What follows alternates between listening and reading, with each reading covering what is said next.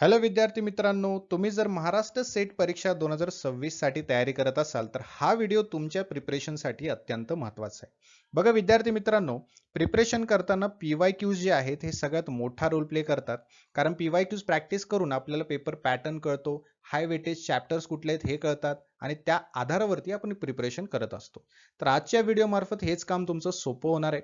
सर्वांचं global online मराठीवरती मी तुमचा एज्युकेटर निहाल सहर्ष स्वागत करतो.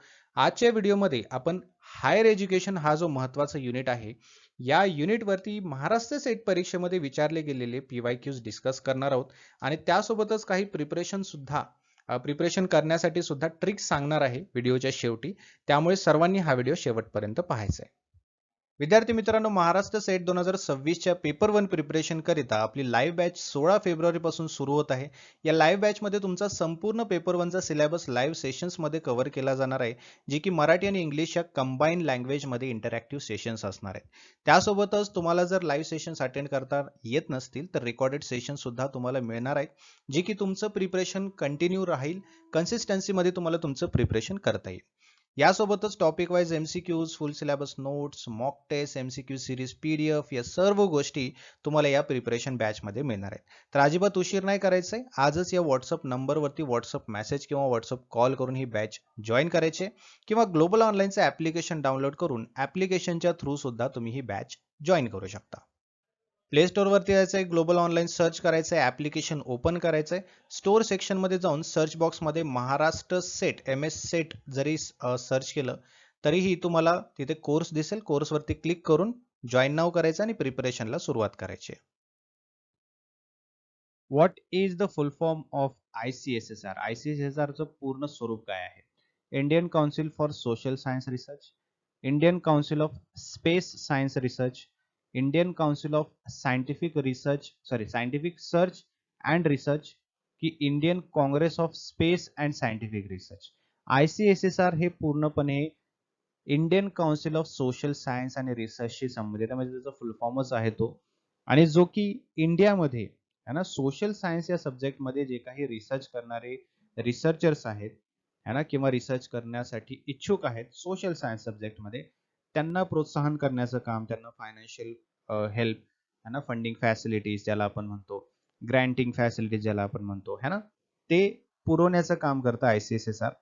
स्पेशली सोशल सायन्स या सब्जेक्टमध्ये रिसर्च अँड डेव्हलपमेंट जास्त व्हावी याला प्रोत्साहन देण्यासाठीचं काम ICSSR करतं. ठीक आहे. हा बघा प्रश्न 28 जानेवारी 2018चाच आहे. शिक्षण तज्ञ आणि त्यांचे विशेष शैक्षणिक योगदान दिलेले आहेत. जे ए पार्ट जो आहे तो शिक्षण तज्ञ आणि बी म्हटलं तर योगदान असं म्हणू आपण. Louis Braille, Helen Keller, Thomas Edison आणि लाल अडवाणी. आणि या ठिकाणी काय दिलेले आहेत? अपंग शिकणारे, कर्णबधिर शिकणारे, मुके आणि बहिरे शिकणारे आणि अंध शिकणारे है ना. मग यापैकी कोणते आहेत ते तज्ञ? जे की अपंग आहे, त्यापैकी एक कर्णबधिर आहे, त्यामध्ये काही मुकी आणि बहिर आहे आणि काही अंध आहे. त्यानुसार जोडी लावायची आपल्याला. ठीक आहे. उशीर न घेता लगेचच मी आन्सर सांगतो. तो आहे ऑप्शन सी, म्हणजेच लुईस ब्रेल जो आहे है ना, तो आहे ब्लाइंड लर्नर. हेलन केलर जो आहे है ना, तो आहे dumb and deaf learner. Thomas Edison जो आहे राईट, पूर्णपणे तर नाही परंतु थोडाफार तो काय आहे, तो आहे डीफ लर्नर. आणि चौथा लाल अडवाणी, ते कसे आहेत? Handicap learner. ठीक आहे. पुढचा प्रश्न, महाराष्ट्र विद्यापीठ अधिनियम 1994 बाबत खालीलपैकी कोणत्या कलमाचे वरिष्ठ महाविद्यालयासाठी प्रवेशाचे विविध नियम सुचवले आहेत ऍडमिशनसाठी? बरं का, कलम 65, 66, 67 68. महाराष्ट्र युनिव्हर्सिटी ऍक्ट 1994 राईट, याच्या अंतर्गत असा कुठला आर्टिकल आहे जो की सिनियर कॉलेजेसमध्ये ऍडमिशन साठी सजेस्ट केलेला आहे? तो आहे कलम 65. कुठला कलम? कलम 65 जो आहे तो याचं करेक्ट उत्तर आहे. ठीक आहे. योगा एज्युकेशन मिशन इज योग शिक्षण मिशन खालील गोष्टींशी संबंधित आहे? Medical education, general education, technical की प्रोफेशनल? ते आहे मेडिकल एज्युकेशनशी संबंधित आहे. आलं लक्षात? पुढचा बघा प्रश्न, Abhijit goes to singing class है ना, अभिजित गाण्याच्या क्लासला जातो, हे कोणत्या प्रकारचं शिक्षण आहे? फॉर्मल आहे, इन्फॉर्मल आहे, नॉन फॉर्मल आहे की टेक्निकल एज्युकेशन आणि नॉन टेक्निकल एज्युकेशनचा प्रकार आहे, है ना? तर हे पूर्णपणे इन्फॉर्मल एज्युकेशन आहे, अनौपचारिक शिक्षण आहे. ठीक आहे. आता बघा हा प्रश्न अकॉर्डिंग टू UGC लिस्ट, है ना, published the state with the most universities is. UGC ने प्रसिद्ध केलेल्या यादीनुसार सर्वाधिक विद्यापीठे असलेले राज्य कोणते आहे? उत्तर प्रदेश, महाराष्ट्र, तमिळनाडू की राजस्थान, है ना? 2019 मध्ये विचारला गेलेला प्रश्न आहे आणि याचं उत्तर आहे राजस्थान, है ना? प्रश्न काय विचारलाय की सर्वात जास्त युनिव्हर्सिटीज कुठे आहेत? आलं लक्षात? आता बघा UGC जे आहे हे तर 28 डिसेंबर 1953 मध्ये एक्झिस्ट केली गेली होती, म्हणजेच काय म्हणतात त्याला, सुरुवात झाली होती UGC ला, केम इनटू एक्झिस्टन्स. आणि जेव्हा त्याला ऍक्ट मध्ये आहे ना त्याला नेमलं गेलं, फॉर्म करण्यात आलं 1956 मध्ये, है ना, तेव्हापासून UGC जे आहे ते कार्यरत झालं. मग त्यामध्ये UGC काय करतं? युनिव्हर्सिटीजला कोऑर्डिनेट करतं, है ना, त्यांचं मेंटेनन्स पाहतं, त्यांचे स्टँडर्ड्स ऑफ टीचिंग जे आहे ते मेंटेन करतं, बरोबर, एक्झामिनेशन कंडक्ट करतं, रिसर्च मध्ये परफॉर्म करतं, है ना, किंवा युनिव्हर्सिटीजला सुद्धा रिसर्चसाठी काही गाईडलाईन्स, रेग्युलेशन समजवण्याचं काम किंवा प्रोव्हाइड करण्याचं काम UGC करते, राईट. मग त्याच्या यादीनुसार राजस्थान जे आहे हे सगळ्यात जास्त युनिव्हर्सिटीज असणारं राज्य आहे, असं UGC ची काय आहे लिस्ट म्हणते आहे. ठीक आहे. बघा, MHRD ने विविध विषयामधील मूक अभ्यासक्रमांच्या निर्मिती आणि विकासासाठी अधिसूचित केले आहे, बरोबर ना? तर डॉट डॉट डॉट हे 8 राष्ट्रीय समन्वयकापैकी एक आहे, राईट. मुंबई आहे, मुंबई विद्यापीठ म्हणजे UGC आहे, YCMU आहे की IIT मुंबई आहे, तर ते UGC आहे. म्हणजे MHRD ने काय केलं होतं, नोटिफाय केलं होतं मूक बद्दल किंवा मूक कोर्सेस बद्दल, त्याच्या क्रिएशनसाठी, डेव्हलपमेंटसाठी काही गोष्टी नोटिफाय केल्या गेल्या होत्या. त्यामध्ये कोऑर्डिनेटर्स आहेत, 8 कोऑर्डिनेटर्स. त्या 8 कोऑर्डिनेटर्स पैकी एक जो आहे तो आपल्या ऑप्शन्स मध्ये दिलेला आहे. तो कुठला आहे? तो आहे UGC. ठीक आहे. बहुतेक राज्य विद्यापीठे डॉट डॉट निसर्गात आहेत. Most of the state universities are dot dot in nature. कसे आहेत मग ते? संलग्न विद्यापीठे आहेत म्हणजे ॲफिलिएटिंग युनिव्हर्सिटी आहेत, डीम्ड आहेत, सेल्फ फायनान्सिंग आहेत की प्रायव्हेट युनिव्हर्सिटीज आहेत. संख्येनुसार ते आहेत ॲफिलिएटिंग युनिव्हर्सिटीज. ठीक आहे. विच ऑर्गनायझेशन अरेंजेस, कोणती संस्था मुख्याध्यापकांसाठी प्रशासकीय अभ्यासक्रम आयोजित करते? HRD मिनिस्ट्री, UGC, NUEPA की NCTE? ती आहे NUEPA. आलं लक्षात? National institute of educational planning and administration. ठीक आहे. Technical and scientific education was given in. तांत्रिक आणि वैज्ञानिक शिक्षण यामध्ये दिले गेले होते. कशामध्ये?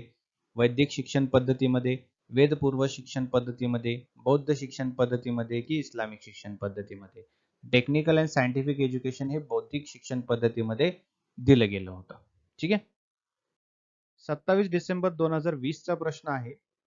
विद्यापीठ शिक्षण आयोग 1948 ने शिफारस केली आहे की विद्यापीठे आणि महाविद्यालय, है ना, यामध्ये परीक्षेचे दिवस वगळून किमान डॉट डॉट डॉट कामकाजाचे दिवस असावेत. समजते का? म्हणजे परीक्षेचे दिवस वगळून किती दिवस असावेत कामकाजाचे, हे त्यांनी शिफारस केली होती. 180 दिवस, 200, 220 की 240? तर ते होतं 180 दिवस, राईट. यांनी आणखीन एक सांगितलं की युनिव्हर्सिटीमध्ये ऍडमिशनसाठी, है ना, ऍडमिशन जे आहे युनिव्हर्सिटी मधलं ते 12 वर्षानंतर असावं स्कूल कोर्सच्या माध्यमातून. आणि फर्स्ट डिग्री जी आहे ती असावी 3 वर्षाची, जी की कॉलेजिएट एज्युकेशन असते, राईट. त्यानंतर वर्किंग डेज किती असले पाहिजेत? 180 दिवस असले पाहिजेत, तेही एक्झाम वगळून, एक्झामिनेशनचे दिवस वगळून. समजते का? किती असावेत? 180 दिवस वर्किंग डेज असावेत. आणि त्यामध्ये विद्यार्थी किती असावेत? युनिव्हर्सिटीमध्ये 3000 आणि ॲफिलिएटेड कॉलेजमध्ये 500 असं असावे, त्यांचं असं रिकमेंडेशन होतं, शिफारस होती. आलं लक्षात? सो 180 दिवस हे लक्षात ठेवा. पुढे, उच्च शिक्षणामध्ये UGC ची मुख्य भूमिका आहे डॉट डॉट डॉट डॉट. काय आहे? सर्वत्र मुक्त विद्यापीठे करणे, भारतामध्ये सर्वत्र मुक्त विद्यापीठे करणे, मान्यता प्राप्त विद्यापीठे, विद्यापीठ प्रशासनावर नियंत्रण ठेवणे, की विद्यापीठांना निधी देणे. राईट. तर UGCचं काय रिस्पॉन्सिबिलिटी आहे, काय रोल आहे, तर तो आहे फंड प्रोव्हाइड करणे युनिव्हर्सिटीजना, विद्यापीठांना निधी प्रोव्हाइड करणे, हे काय आहे UGCचं मुख्य रोल आहे. राईट. हायर एज्युकेशन मध्ये UGCचा रोल जो आहे तो आहे फंडिंग फॅसिलिटीज प्रोव्हाइड करणं विद्यापीठांना, है ना, जे की UGC ऍक्ट 1956 च्या अंतर्गत हे UGC जे आहे ते चालू करण्यात आलं होतं. त्यासोबतच UGC हे रिस्पॉन्सिबल आहे कशासाठी, जे हायर एज्युकेशन आहे त्यामध्ये स्टँडर्ड मेंटेन करण्यासाठी, है ना, कोऑर्डिनेशन करण्यासाठी. राईट. त्यासोबतच निर्धारित करण्यासाठी काही रूल्स अँड रेग्युलेशन्स, यासाठी UGC कार्यरत आहे. ठीक आहे. पुढचा प्रश्न 27 डिसेंबर 2020 चाच आहे. वसू पदवी प्राप्त करण्यासाठी शिकणाऱ्याने शिकणे अपेक्षित होते. ठीक आहे. त्यासाठी गुरुकुलामध्ये किमान ...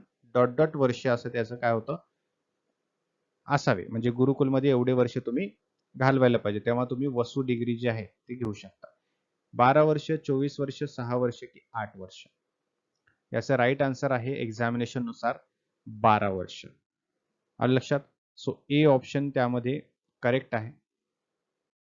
national environmental engineering research institute which is in short called NEERI is established at, हे कुठे इस्टॅब्लिश झालेलं आहे, नागपूर, कलकत्ता, पंजिम की चेन्नई. तर याचा राईट आन्सर आहे नागपूर. नागपूरमध्ये ही इस्टॅब्लिश झालेली आहे काय, NEERI national environmental engineering research institute. ठीक आहे, लक्षात ठेवा. सुप्रीम कोर्टने डायरेक्ट केलं होतं, निर्देश दिला होता, है ना, की 1991 मध्ये दिलेला निकाल, राईट, त्याचा विषय ... जो की ऑप्शन मध्ये आहे, महाविद्यालयीन अभ्यासक्रमात अनिवार्य आहे. ठीक आहे. काय अनिवार्य आहे, वुमेन स्टडी आहे, एन्व्हायरमेंटल स्टडी आहे, इन्फॉर्मेशन टेक्नॉलॉजी आहे, की व्हॅल्यू एज्युकेशन आहे, है ना. तर एन्व्हायरमेंटल स्टडी हा सगळ्यात महत्वाचा मुद्दा आहे, जो की कंपल्सरी केलेला आहे सुप्रीम कोर्टने. ठीक आहे. अभ्यासक्रमामध्ये असावं असं त्यांनी काय केलेलं आहे, नमूद केलेलं आहे. राईट. 26 सप्टेंबरचे आता प्रश्न आपण बघूया. 2021 चे.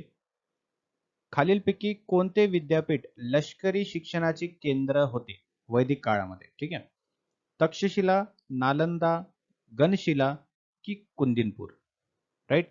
सो बहुतेक मुलांनी काय केलं होतं, यामध्ये लष्करीचा उपयोग केला होता, त्यामुळे गणशिला, है ना, गण म्हटले तिथे म्हणून ते काही लोकांनी असं केलं होतं, पण ते गुणशिला आहे ऍक्च्युली. ठीक आहे. तर तसं उत्तर द्यायचं नसून ते आहे तक्षशिला युनिव्हर्सिटी, जिथे मिलिटरी एज्युकेशन जे आहे ते प्रोव्हाइड केलं जायचं वैदिक पिरियडमध्ये. आलं लक्षात. हे त्या काळचं एक एज्युकेशन इन्स्टिट्यूशन आहे, युनिव्हर्सिटी आहे, ज्या ठिकाणी हे जे एज्युकेशन सिस्टीम आहे लष्करी ते प्रोव्हाइड केलं जायचं. पुढचा प्रश्न, मिनिमम पिरियड फॉर PhD साठी मिनिमम कालावधी जो आहे तो 2 वर्षाचा असावा, 2 years, and there should be viva voce examination, म्हणजे त्यासाठी वायवा वोक परीक्षा असायला पाहिजे, है ना, PhD डिग्रीसाठी. हे रिकमेंडेशन कोणी केलं होतं? Indian university commission, Sadler commission, Radhakrishnan की कोठारी? तर ते केलं होतं राधाकृष्णन कमिशनने. आलं लक्षात. टीचर एज्युकेशन इज, शिक्षकांचे शिक्षण ... आहे. काय आहे? प्रोफेशनल आहे, वोकेशनल आहे, टेक्निकल आहे की स्किल आहे? कुठलं असू शकतं सांगा. तर हे ऑब्व्हियसली प्रोफेशनल एज्युकेशन आहे. टीचिंग प्रोफेशन जे आहे हे प्रोफेशनल एज्युकेशन मध्ये येतं. आलं लक्षात. Which of the following institutions is not funding for research activities in higher education? खालीलपैकी कोणती संस्था आहे जे संशोधन उपक्रमासाठी निधी, है ना, प्रोव्हाइड करत नाही? DBT, DST, ICSSR की NCTE? ऑब्व्हियसली NCTE, कारण याचा रिसर्चशी काही संबंध नाहीये, हे टीचर्स एज्युकेशन साठी आहे. याला काय म्हटलं जातं बघा, मी याचं फुल फॉर्म लिहितो. नॅशनल काय आहे, national council right, for teachers education. समजलं? ह्याचा अर्थ आहे एनसीटी. त्यामुळे डीबीटी है ना, department of biotechnology, department of science and technology है ना, त्यानंतर social science research, Indian council for social science research, हे जे आहेत हे सर्व काय करतात, फंडिंग फॅसिलिटीज, ग्रँटिंग फॅसिलिटीज जे आहेत रिसर्चसाठी प्रोव्हाइड करतात. ठीक आहे. हे एनसीटी जे आहे याचा रिसर्चशी काही संबंध नाहीये, हे कशाशी, टीचर्स एज्युकेशनशी संबंधित आहे. Nomenclature of Educational Department of India has been changed to Human Resource Development in India. काय म्हटलंय, आपलं जे एज्युकेशन डिपार्टमेंट ऑफ इंडिया है ना, हे ह्युमन रिसोर्स डेव्हलपमेंट मध्ये कन्वर्ट केलं होतं, त्याचं नाव कन्वर्ट केलं होतं. राईट. हे केव्हा केलं होतं, 1975, 1986, 95 की 2005? करेक्ट. तर हे याचं उत्तर एक्झामिनेशन मध्ये दिलं होतं 1986, म्हणजेच 1986. राईट. बट ऍक्च्युली मध्ये 26 सप्टेंबर 1985 ला किंवा 1985 ला मिनिस्ट्री ऑफ एज्युकेशन जे आहे है ना, त्याचं रिनेम केलं होतं ministry of human resource development by former prime minister Rajiv Gandhi आणि PV नरसिम्हा राव यांनी. करेक्ट.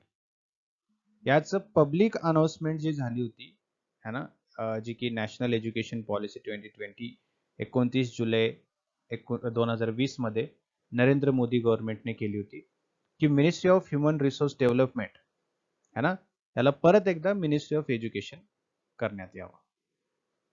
आलं लक्षात? त्यामुळे असं हे उलट आहे. 1985 मध्ये मिनिस्ट्री ऑफ एज्युकेशनला Ministry of human resource Development केलं होतं आणि त्यानंतर नॅशनल एज्युकेशन पॉलिसी 2020 जेव्हा आली त्यावेळेस नरेंद्र मोदीजींनी त्याला परत एकदा MHRD वरून मिनिस्ट्री ऑफ एज्युकेशन केलं. ठीक आहे.